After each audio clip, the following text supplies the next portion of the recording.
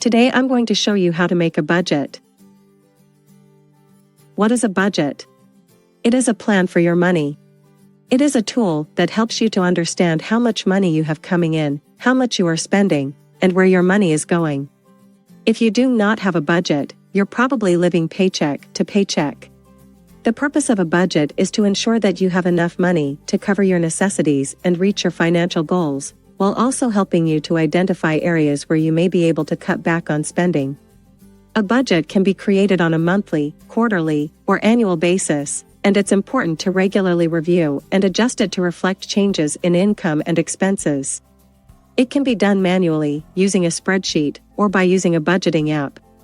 I'll include some apps in the description that I recommend. A budget can help you to prioritize your spending, avoid overspending and debt, and ultimately achieve financial stability and security. So, let's get started. Please like, share, and subscribe to receive financial tips and learn how to make smart financial decisions with your money. First, how much money do you have coming into your household? Is it W-2 income, self-employment, or a mixture of the two? You will need to know how much money you have coming in each month to plan for how to spend it. This will include your salary or wages, any rental income, and any other sources of income you have. Be sure to list all your income sources and the frequency at which you receive them, monthly, bi-weekly, etc. It is important to be accurate and include all income, whether it is regular or irregular, so you can have a clear picture of your financial situation. Second, once you have listed all your income, list all your expenses to help you understand how much money you have available to put towards your financial goals, such as paying off debt or saving for a house down payment. After listing your income, the next thing to put in a budget is your necessities. I like to think of necessities as things that need to be paid even if you lost your job, you still must pay it to be functional in your daily life. These are expenses that generally stay the same amount each month and typically include housing, car payments, insurance, phone, and internet.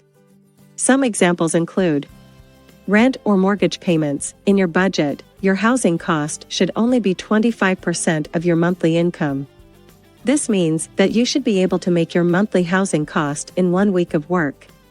For example, if you make $5,000 a month, your monthly housing cost should be $1,250 a month.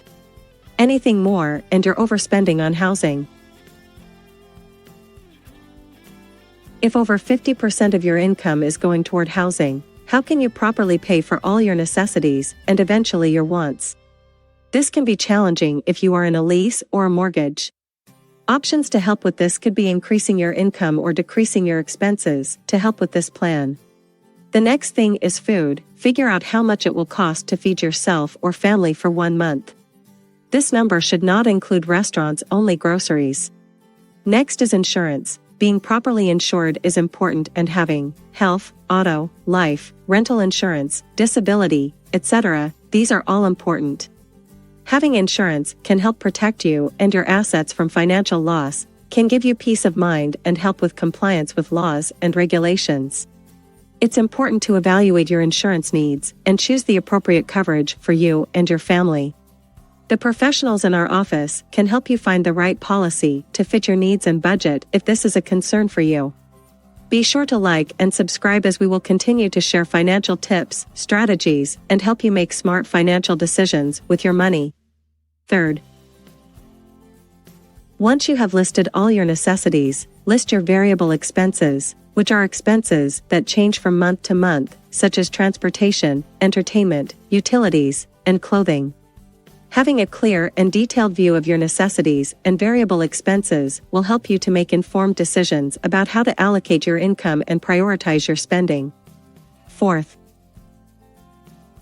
after listing your variable expenses, the next thing to list in your budget is your savings and debt repayment plan. This includes an emergency fund. This is a savings account set aside for unexpected expenses, such as medical bills or car repairs. It's recommended to have 3 to 6 months of living expenses saved in an emergency fund. If you are a single income household, you should have 6 months of your monthly income saved for several reasons. Job loss. The loss of a single income can be financially devastating, especially if the loss of the job is unexpected. Having a 6-month emergency fund can provide a cushion of financial security and help cover expenses until a new job is found.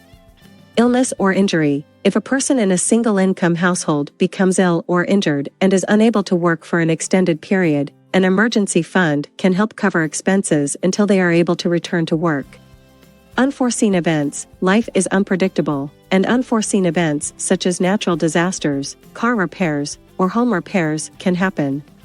Having an emergency fund can help cover these unexpected expenses without having to go into debt. Lack of a safety net. A single-income household may not have the same safety net as a dual-income household. Avoiding high-interest debt. Having an emergency fund can help you avoid high-interest debt, such as credit card debt, that can be difficult and expensive to pay off. It's important to note that having 6 months of an emergency fund saved is a general recommendation, and your own emergency fund needs may be different. The key is to have enough saved to cover your living expenses in case of an emergency. If you are a 2-income household, you should have 3 months of your monthly income saved. In fact, having a dual income can make it easier to save for an emergency fund, as there is typically more disposable income available.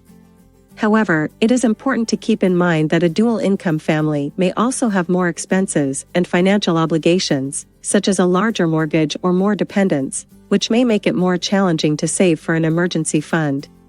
For a dual-income family, it is recommended to start by budgeting and determining how much disposable income is available to be saved each month.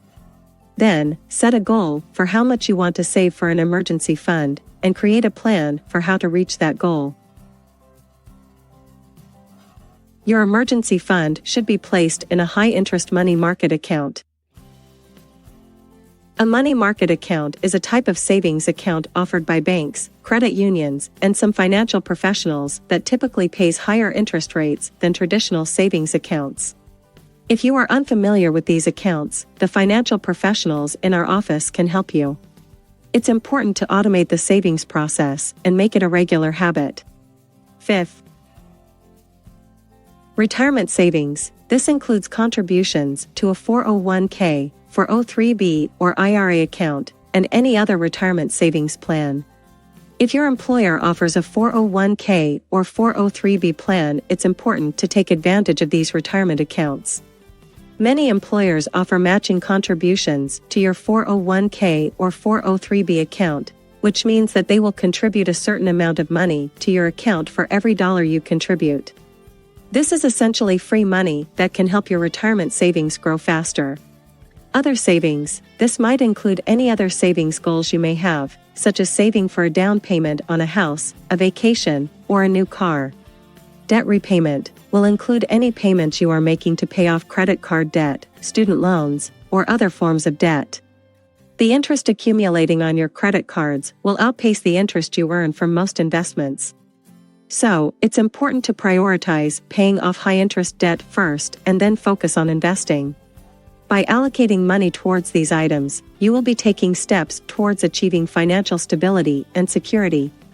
Finally, it's important to review and adjust your budget regularly to ensure that it reflects any changes in your income and expenses, and to make sure you are on track to achieving your financial goals. Be sure to subscribe, like, and follow to receive more money tips and strategies.